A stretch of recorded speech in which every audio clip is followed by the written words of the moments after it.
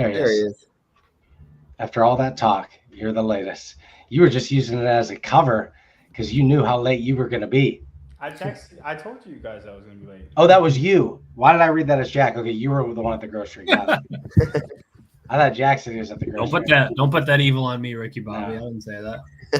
Yeah. Hey, let's start out this way for fun. I want to hear about your guys' workouts just real quick. Ty, the reason this came up is I saw you moving around that ball, and to comfort myself, I said, "Oh, that's a 100-pound sack he's got there since he's just whipping it around like that." And I happened to have a workout with a 150 today, and I about died doing 15 total cleans with it in 10 minutes. So that looks fun. What was your workout, Ty? Or at least you're in one of them or something. Yeah, I started today's session with Firestorm from the games and had to sit down for a while after that one. Yeah. And then did pistols, strict handstand push-ups, sandbags over the bar, and then some like pace rowing all on the same workout. So it was fun. Yeah. It's pretty nasty though. That sandbag over the bar, it's like just annoying enough. It's a little more output than a clean, so it kind of sucks. Is it? That's what I was wondering because I was doing the cleans and it's a different type of it's too heavy for me. We don't have 100, or that's what I would do, but I had to do a bunch of lunges first, and then you get to doing 30 of those. And I got capped. It just took a lot out of me, but it was fun trying. Cool. Jack, what about you? What about me? What'd you do today? What'd you work out? Oh, I had a bunch of biker work, and then I just did a crap ton of bench. Just tried to murder the old chesticles a little bit. Yeah. Kind of just in my hybrid athlete phase. You know what I mean? Like not a whole lot of CrossFit. I call myself a hybrid athlete now. I just do a whole lot of long aerobic stuff and then a good pump session. Nice. Meanwhile, wants to know how many Fairlifes you have in a week. That's a great question. If I had to put a number on it, I would say 18. 18? So good. I drink 2 to 3 a day without fail. Serious? Of You like drink the protein ones? like the he's got one. Oh, so good. Yeah. I can drink them like a shot. I drink one. So like I don't eat breakfast. I'm a big right. Not on purpose. I have to get up at 5:20 and I go to the gym and I coach till 10. So I don't like eat anything until 11. And I'll drink one immediately. I'll drink one before I go to the gym again at like 3. And I usually drink one before I go to sleep. I drink so much milk. It's not even funny. You get like 75 grams right there. But why don't you get the 40? 90 grams actually. Oh, that's right. 30. Okay. So have you seen, there's 2 different types. It's owned by the same company. Have you seen the other version of that? You see them at like Target. No, there's like 3 other, like Premier Protein is 30 grams as well. No, I'm talking about like the Core Power. Oh, those are way more expensive. They're 42 grams, but they're way more expensive. Yeah. Got it. Where do you get them? Amazon, or do you get them in Sam's Club? Okay. Yeah. See, that's where I used to get them. I gotta re-up my membership. Get it in bulk. Yeah. Sam's Club. Because they're like $5 at the gas station. So I know, and I buy them. I'm so stupid. Yeah. So I'll drink 3 of those a day, and then a 20-piece chicken nugget with a large fry and a large Dr. Pepper from McDonald's, and that's 200 grams of protein. You're doing great. Life's great. I don't even want to know if you're serious or not, but it'd probably be cleaner. Not even like Chick-fil-A or anything, like a little bit better. You just got to go straight for the McDonald's. Yeah. Listen, I've eaten so many baby chickens. It is not. That is so funny. Wow. Okay. So, John, what'd you do? What was your workout like? Today I was just flushing things out because Monday effed me up. He's eating McDonald's and he doesn't work out anymore. No, I did some stuff today, but it was just not. Yeah. It was not. It was just we're just making my body feel good. So I'll tell you, yes, Mondays. So 3 sets of this. You do 30 cals on the Echo bike in 1 minute. So it's just a shade over 80 RPMs you have to hold. And then 30 wall, immediately followed by 30 wall balls. Rest 4 minutes, and then 30 wall balls, and then do hold over 70 for a minute immediately after the 30 wall balls. So then you rest 4 minutes and you do 3 sets of that. And it does not sound that bad, but man, it is ridiculous. I would, Jack, I know you would handle it the best, but you should go do that. And I guarantee you it's hard for you. Like, I bet you get off of it feeling like, yeah, that wasn't great. Like, but you know, and I was just, it murdered me. It was everything I had. The third set, I was just like, I hope we can get this to 80 because I got nothing. It's just. So, do any of you guys know what the numbers is? What it's generally accepted? How much recovery time you actually need to recover? Let's say you're doing 4-minute intervals. They're sprints and they're hard. How much time do you need to actually fully recover? Like fully recover from a 4-minute sprint? I think that depends on your fitness, man. Well, okay, at a high level, let's just say. Everybody's different. I bet Ty recovers at a faster rate than Jack. You said it was like if you're looking at a 4-minute like RPE. Yeah, I mean it's all you're doing. Yeah, exactly. Okay. Maybe not RPE 10 because I don't think that's necessarily realistic. Because what I'm saying is you've got say 3 or 4 rounds of it, so you're not 1,000-meter repeats, 1,000-meter rope. Yeah, repeats. There you go. Yeah, I mean probably in that scenario, I would say like a full recovery would be like a 1-to-1 ratio. I was going to say 3-to-1. That's what I need. Well, okay, so you say 1-to-1. I think you could repeat, but like fully recover, like good as new. Like I bet if you did a 1K all out, Jack. So like you said, your life depended on it. You got to row sub 3, sub 3 1K. I don't think you're fully recovered in 3 minutes. Ty loves rabbit trail. We're going down. He's just watching like you guys are on a rabbit trail, bro. I mean, like, that's fair. If you're talking fully recovery, like as fresh as you're going to be again. Or he was laughing at that because that's awesome. So that's a good one. Yeah, I mean, I would like to think I could recover from pretty much anything in like 5 minutes. Like, well, like you should be. I mean, I'm of the mindset of like you should be able to. Yeah, you're not going to be 100% fresh, like fresh. But did you see Brent and Dallin on the Tier SoCal? I did not this weekend. So it is a 50 cal bike, and then, you go every 10 minutes. You do something. I remember that workout though. Yeah. And dude, Brent was not okay. He was not okay. And that right there, I mean, I really do think that's like just looking at I mean, look, Brent's obviously super fit, but I think the recovery is different with age. That plays a factor for sure. I was surprised I could do. There was a couple of days I did 2 WODs this weekend. A couple of them I felt pretty good. I had like a 5-minute sprint. And in order to get one in, I was trying to get in all the Hiller workouts because it was fun to try to do them all, the Gotham ones. And I had to do 2 one day. So I did a 5-minute sprint, and 9 minutes later, I had to go do another one. It wasn't that hard, though. It was just a 400-meter run, 40 box step-ups with one leg, 40 box step-ups with the other leg, and a 400-meter run. And I felt good. I was happy about that. So something like conditioning stuff, maybe they're trying to gaslight me into thinking that it is 3 minutes is full recovery in the conditioning, and it doesn't feel like it, but that's what they claim. And then 5 minutes is like max effort 400. You get 5 minutes rest. You should be pretty much right on that again, which isn't always the truth, but that's kind of. But I mean, that's basically what Jack said. If you do Fran all out, that's not the recovery time, though. There's no way. Yeah, no, I mean, even me, and I'm not Ty Jack. I think I could do Fran in 2:30. Yeah, and then 1-to-1 rest, still do it in 2:30 the next time. Really? Dude, like it'd be like 2:40. I don't think there would be much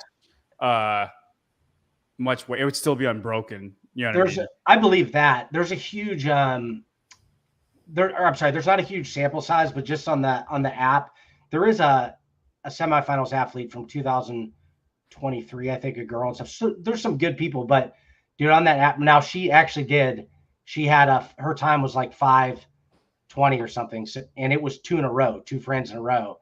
And then another good dude was 6 minutes. And then everybody else, like all these 90th percentile people, decent people, right?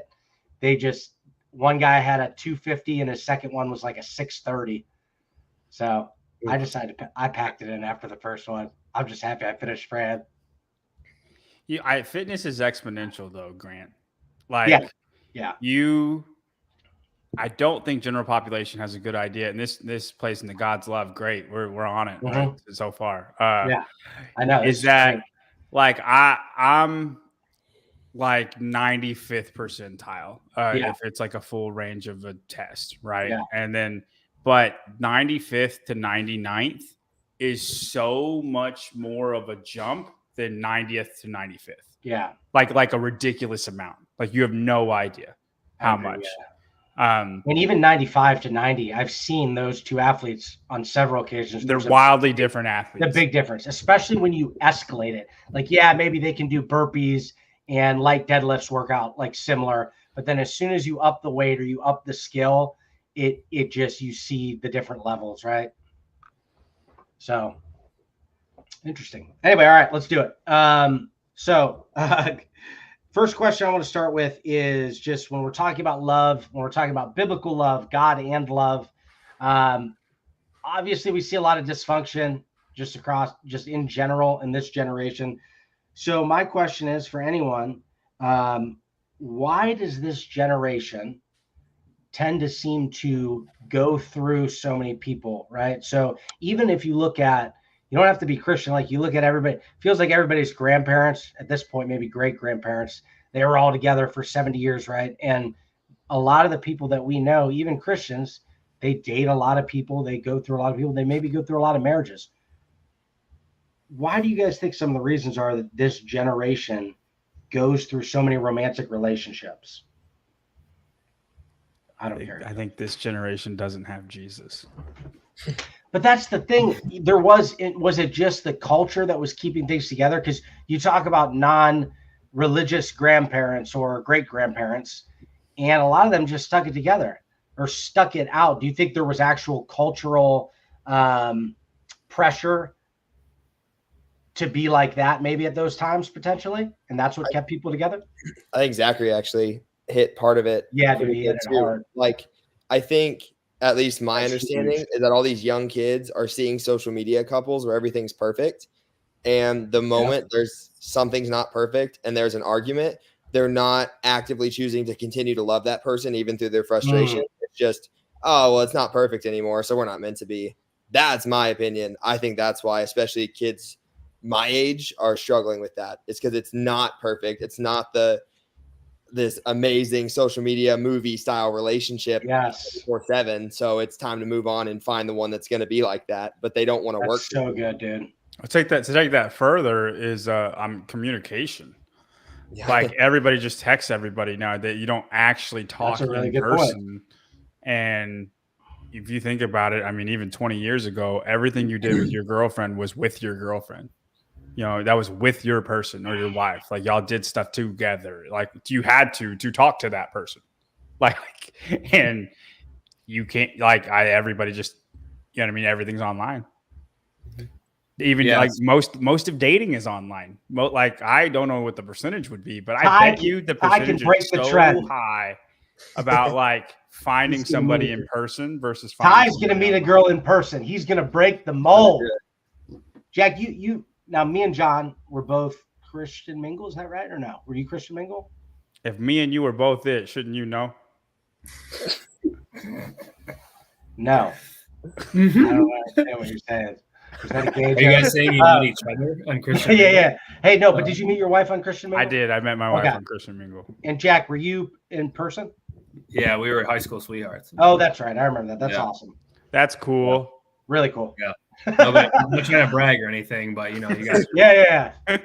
So it's funny, you guys were just I ditto to like everything you guys are saying. Just convenience. People make choice their God now, so it's like don't try to take my I think there's this mindset of like don't try to tell me that I can't make a choice or not make a change whenever I want to, because then you're trying to take that out of my hands. I think I don't know if you guys know or have seen this guy. His name is Stuart and Cliff. Like it's like a father-son couple that travel around and like speak at college campuses. Yeah. Their last name is like, I thought it was like Nettle. It's like Knechle, I think. So it's like, I've heard it pronounced like Connectly. And I actually heard the older one, Cliff, on a podcast recently, but actually it was just a video where the Yeah, I know these question guys. the question was basically, why is having sex outside of marriage bad, or Yeah. something along those lines of like, why are people doing it more, or why is it destructive and stuff like this. And I think it highlights what you guys were saying of, and why there's so much turnover of, I think people just for whatever reason now they do this kind of cost benefit analysis of like, as long as the physical advantages of the relationship outweigh the effort that I have to put into it, then it's good. But as soon as it kind of gets hard or inconvenient, or I actually have to work for stuff, and that kind of outweighs the physical nature of it, well, then I can just move on and find another one and restart the process and try to fulfill that hole that I have on the next one, and then the next one. And it's like they don't. Yeah, it could be like a drug kind of. Yeah, I think it's similar in that way of like, hey, once this is old and it's not as quote unquote exciting, which I don't necessarily agree with. You find the right one, but like, I think it's just this, again, it's this like almost cost benefit thing of like, well, if I have to work this, as soon as it weighs the other way and it's more inconvenient now than physically advantageous for what I have to put into the relationship, and then I'll just move on. I mean, the benefit is, and I know this is hard sometimes, but the benefit is loving the other person. And when you have two individuals who are compelled to, and look, I'm not saying you don't see this entirely, and John might disagree. I'm not saying you don't see any smidgen of this outside of Christian relationships. I think we still see, by common grace, sacrificial love. But I do think that an absolute key is like when believing what Christ did for us, just knowing who we are and who he is, I think that really compels us to have a desire to love the other person. And sometimes it's hard. The other way I can describe it is that I go to bed really like happy and satisfied if I know that I like just did something for my wife, as opposed to the times that I have said, well, I got to do this, and kind of did my own thing. It just, I don't know. And if you have two people who are like that, who are looking to, it'll never be perfect, but if you have two people who are looking to actually love the other person, regardless of what they get in return, it's a key for a successful relationship, right? That's what it starts as, obviously, is you don't see the person as if it's eventually your spouse, is like a transactional or an objective thing for you. If it's, and kind of like what you were just saying is, I think if you're both pursuing Christ, I think of it as like a triangle. It's like y'all are the bottom corners, God is at the top. Like if you're both pursuing God, it'll bring you together. Like if you both are putting Christ at the center of your life, it's impossible for you not to grow closer to one another. Me and my wife couldn't be more different. My wife is drained by people who are hyper or who talk a lot, and it doesn't just stop there. Like it goes on and on and on. But the reason that it has worked the way it has, absolutely not perfectly, but the reason we got together, she was not what I expected. I thought I was going to marry a blonde who was into theology, because I read a lot of theology. She has a different type of intelligence. It's not necessarily, it's just different, right? So she's not the most theological, and she's a brunette and all these different things. But what I saw in her was that me and her were going in the same direction. And that gave me a confidence that it was going to work. We both wanted the same thing. And it didn't matter what she knew or didn't know, because I knew that we were pursuing the same goal. And therefore, like when decisions had to be made, it would work out, even if right at that moment we didn't wax eloquent together about theology. I just had this image in my mind, like, yeah, I'm gonna marry this hot chick who like reads like 7,000 theology books a day, and it just wasn't that. But we were both going in the same direction. John, I know you had something. Maybe you don't anymore. Sorry. No, I just think your obsession with a blonde was funny. Oh yeah, I don't have it anymore, thankfully, because I'm married. It's just very, specific. I know. That was just in my head. Like, I don't know. I agree. I think. I also think, like, as far as like a Christian marriage goes, or what Jack said, like two people striving for Christ. Like the triangle is such a great analogy, but if you're striving to be Christ-like, if you Google what does God's love mean, or what is God's love? Yeah. The number one word that comes up with is unconditional. And if it's unconditional love, we can talk about that if you want to. If it's unconditional love, there is no transaction. You know what I mean? It's nothing like, it's not, I just want this for the physical. It's, you love this person not because of what they can do for you, but because you guys have this shared common bond in Jesus Christ, and you love each other for that. Like, it's only going to bring you closer to that person. Yeah. And I mean, we're commanded, I can't remember exactly where in the Bible off the top of my head, but to love our wives as Christ loved the church. And like 1 Peter 3:13. Okay. But like, that's the part after wives submit to your husbands, that everyone likes to highlight, the submissive verse. Yeah. Ty just spoke on his own accord. I'm sorry. Yeah, we both jumped down his throat on that. I'm sorry. I love that. I love talking about that. Yeah, I was just saying that. Like, that's a great. I mean, I'm just Ty highlighted the piece that we're talking about here. Like, us as men specifically are called to give, like, as Christ loved the church, and I believe the next line is, and gave himself up for her. Mm-hmm. So if you're talking about, wives. Okay, John. I'm not on board with all that submission stuff, but you also have to. I mean, it's basically saying the same thing, if not more. You're giving yourself up. You're giving up your whole life. Mitchell Hooper, I have something for you, Mitchell Hooper. That verse actually says, "Wives, be subject to your own husbands." Wives, obey your husbands. Wives, submit to your husbands. Yeah, but wait, where's the verse about love Christ, love the church? It comes after that, man. Okay, I believe you. Ty, what's up? What were you going to say? Did we steal it all? Give us something. I mean, no. Yeah. I mean, you guys kind of hit it, but just like that, John was talking about, like, the unconditional love. I mean, Christ loving the church. Like, the church did nothing for Christ while he was down here. I mean, nothing that he couldn't have done for himself. And so to very unconditionally love them through that, is part of what we're commanded to do. And that just goes back to, like, not wanting to work through anything. And if they're not absolutely perfect, or if they get mad at you once, then wanting to break up obviously is an issue with the younger generation for sure. Yeah. Yeah. We're kind of trained by a young age, right? We all go to school. Like, if you think about our grandparents and stuff, school wasn't, a lot of people were homeschooled, and then school didn't even exist until, was it like the freaking 50s or something? I don't know, like, as far as the public schooling system. But the point is that we're trained from a very young age to be in a lot of relationships and to take them casually.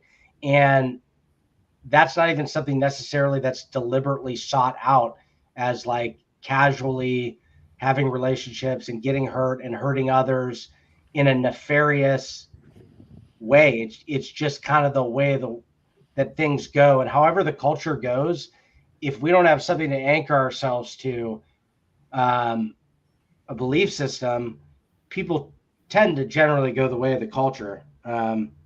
So it really is difficult if you're growing up in this generation because of the decision, just what we see and hear everywhere in real life and on media and whatnot. Ty, I do have one question for you specifically.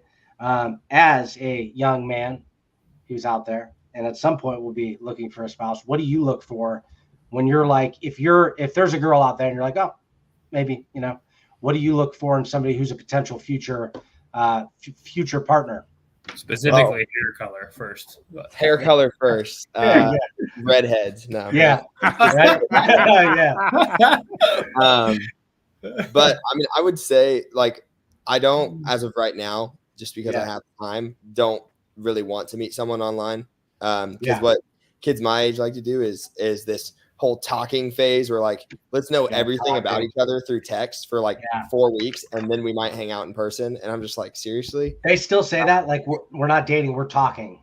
Yeah. And oh, dude, I feel so young, dude. That was what we said in high school. So it's still a thing. I'm good. Yeah, but they're talking to 15 other guys. I know. Like, so talking when I was young, it meant you were like not official, but you were like dating. I don't know. Yeah.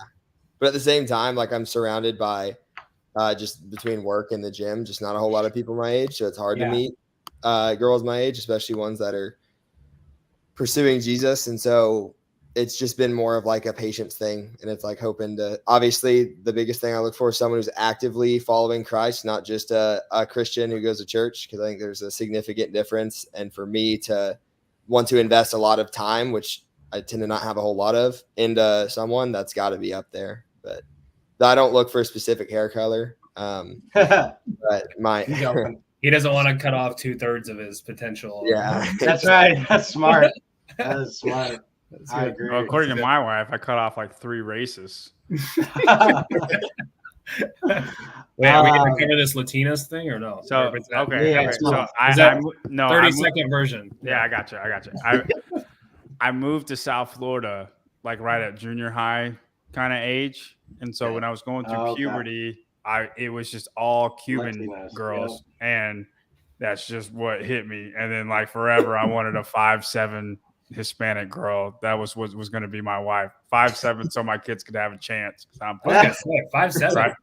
Right. Well, that way, like, we could have a 6-footer in there somewhere. Yeah. And then I ended up with the widest, most tiniest girl there is. Yeah. Your kids are going to be Colton Merton size. Yeah, they got no shot. All their sports are going to have weight classes. That's except maybe CrossFit, right? But so that's good. Yeah. That's good. That's where the Latina thing came from. Oh my gosh. So I'm trying to think where to go with this. And we're only going to go here for about another 10 minutes or so at most. So as far as I do have one question. So we covered this a little bit, but as far as one thing you hear a lot about, I don't think this is a bad thing, but I'd like to hear you guys speak on it. How important or unimportant is compatibility when you're looking for a relationship leading to marriage in the Christian church? If you're in the faith, how much do you have to take compatibility into consideration? Like, what do you mean by or not? So it's just something I hear a lot, like about a compatibility, whether or not you're compatible. John, do you know what I'm talking about? Help me. Translate. If you can talk to somebody. Guys, you know what compatibility is. Like when you you just have similar interests. You have to be. Let me put it this way. Here, I'm going to have a conversation with them. No.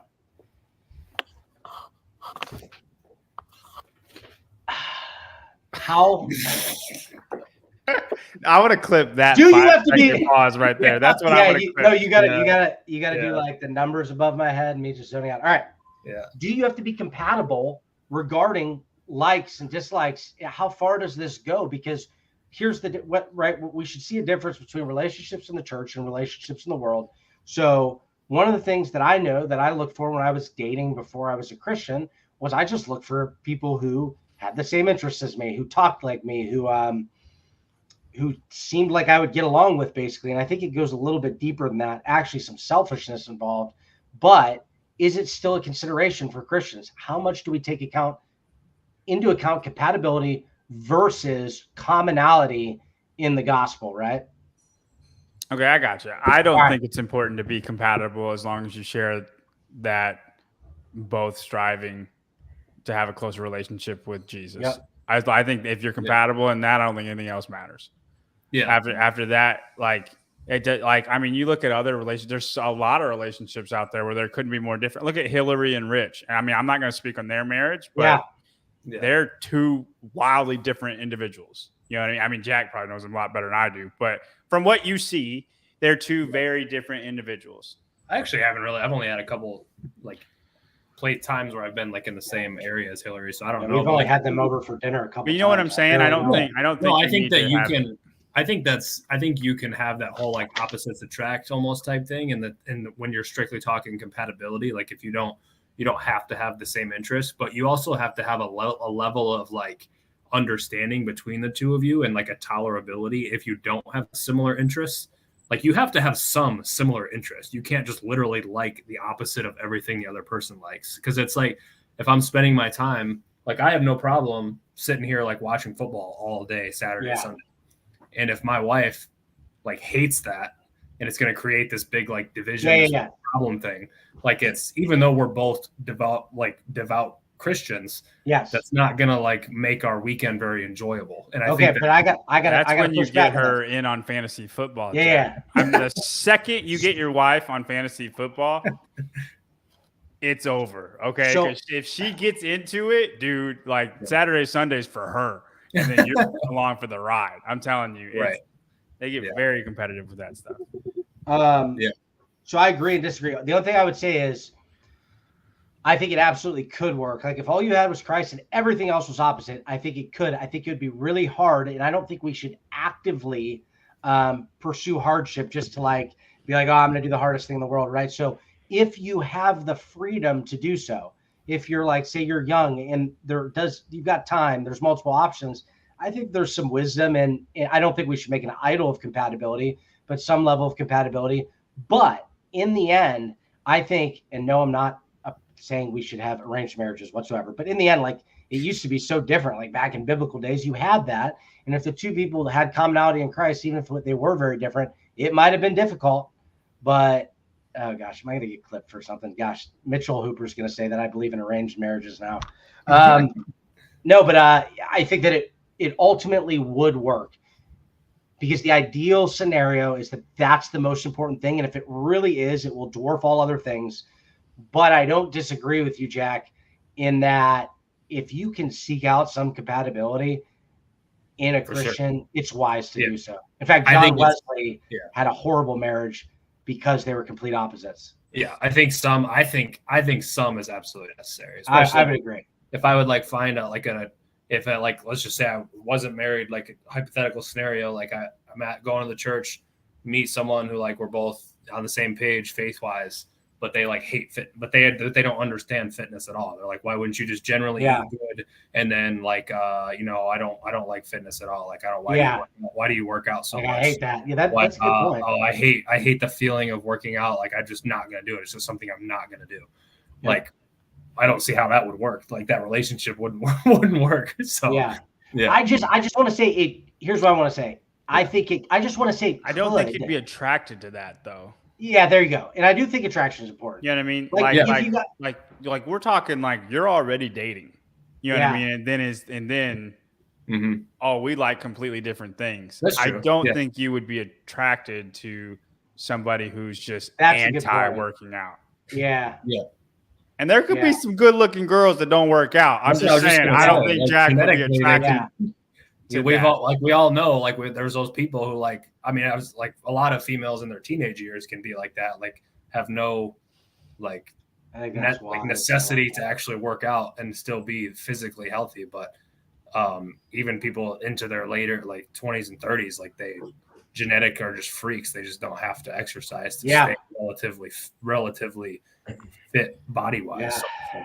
Like me. But so Proverbs 18:22. Somebody said Troy. Let's see what that says. And then we're wrapping this up with a. That's word for word what it says. Well, where is it? Where is it? She has the traits. That's what it says. Word for word. He who finds a wife a good thing and obtains favor from the Lord. A lot of men want a Proverbs 31 woman. Want to be a Proverbs 1 through 30 man. Ooh, I thought it was like a Judges 13 or something. Isn't that the one where Samson kills a bunch of people or something? No, he's Donkey's he's in 1 Samuel. No. No. He's in Judges. Yeah, you're right. You're right. I'm getting my people. You're right. Yeah. Scratch. For sure. Okay, so how do we tie this? First off, Ty, you're on your cell phone. You don't have access to Bible verses, do you? I'm on a computer. He has access to his brain. Hey, I want you to pull up the love is. We probably won't get into it, but I want to share that verse at least in Corinthians. Love is patient, love is kind. Oh, the whole passage. Yeah, and we'll come to that in a second. But okay, so how is for Jack, John, either or? So ultimately, when we're talking about marriage, right? We've been talking about relationships. How do we tie this back into the gospel as far as what we've said is that we're looking for somebody who's going in the same direction. Like if you're a believer, you want somebody who is looking to Christ and going in that same direction. Once you're in that situation, no matter what, to varying extents, you're going to have some difficulty. whether it's really hard or whether it's just daily little things. How does looking back to the gospel fuel your marriage currently? Like, what does that look like? And how does it affect the way you love your wife or endeavor to love your wives? Like, practically, I'm trying to get out of this. Like, even like a scenario, like, I'm going to do this in this situation because of this. I'm just thinking about how I don't like to do the dishes, frankly. I more think of terms in like, the more I read the Bible, no matter what I'm reading, the more likely I'm going to exhibit the fruits of the Spirit. Is this running through your mind? And then, and that in turn will help me in my marriage. Like, my wife will see that. And then, you're, as a husband, you are called to lead your wife. And if she sees the fruits of the Spirit in you, you know what I mean? She'll more than likely exhibit the fruits of the Spirit herself. And that's more of the way my head thinks about it as far as like practically. I don't think I've ever like read the Bible and had a want to do the dishes feeling. Sure. Well, that was for me. It was just because I don't think I did the dishes for about 4 or 5 years in marriage, so it was very necessary. I think I'd say the same as John, of like slightly exaggerating. I knew I was exaggerating. The theme of being the best Christ-like leader in my family that I can, and that obviously exhibits confident, like, and that is exemplified through having confidence and humility at the same time. That's good. And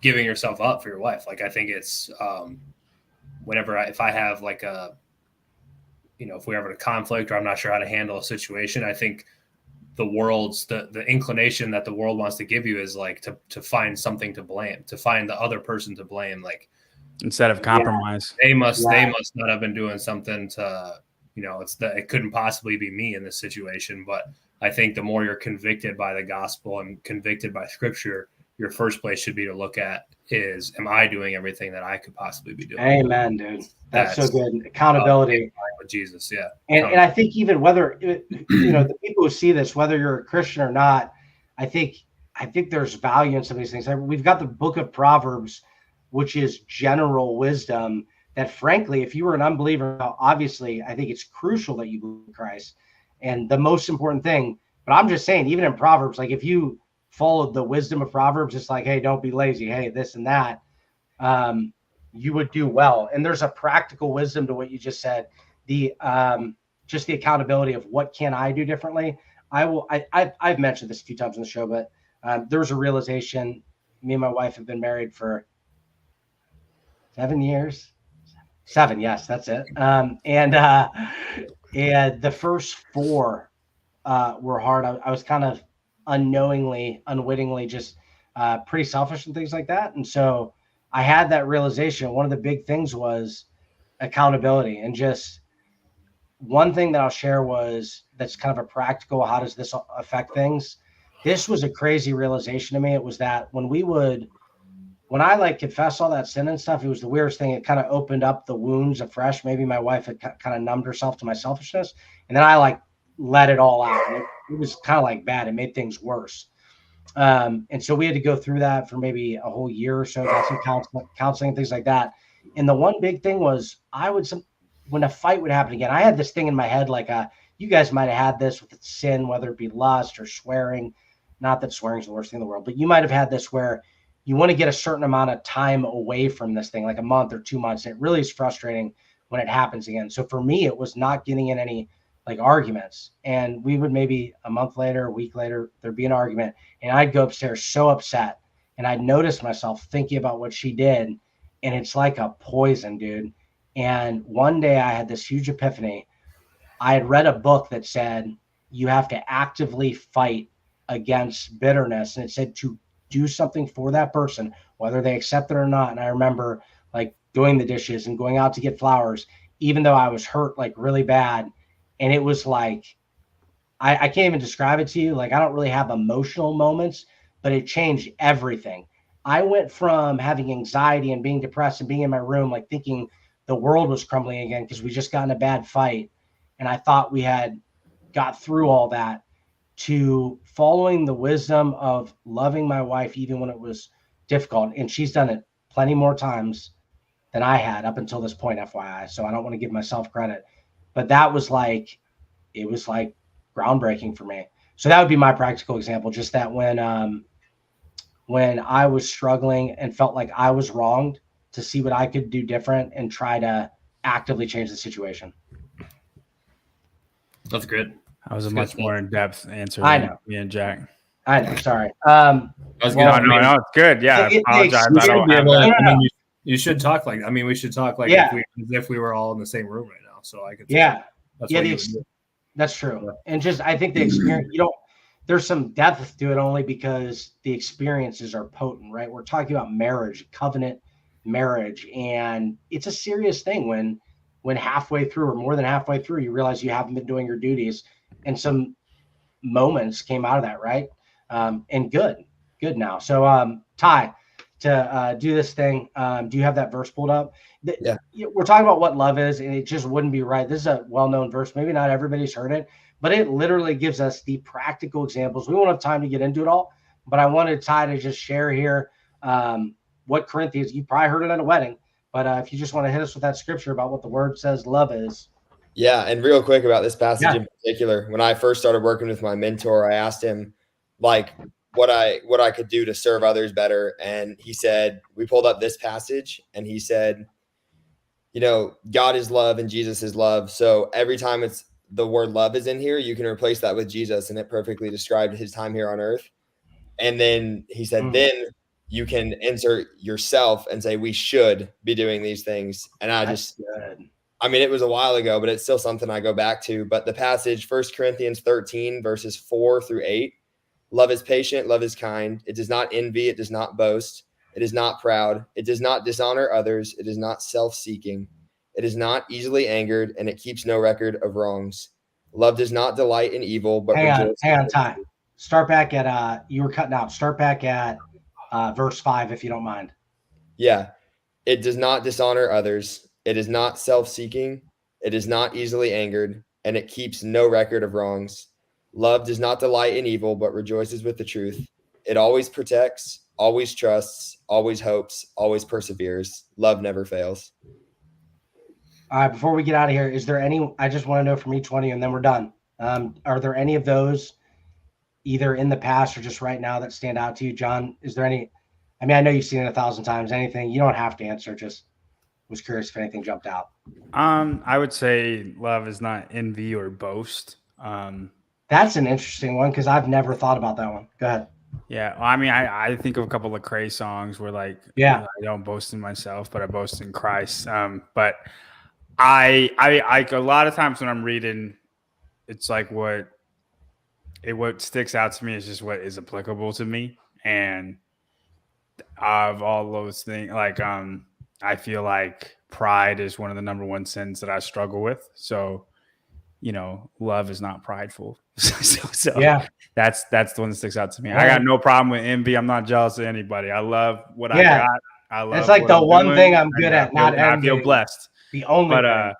But I don't got a problem letting people know about it either. Right, and that's a problem. I'm so good at not envying.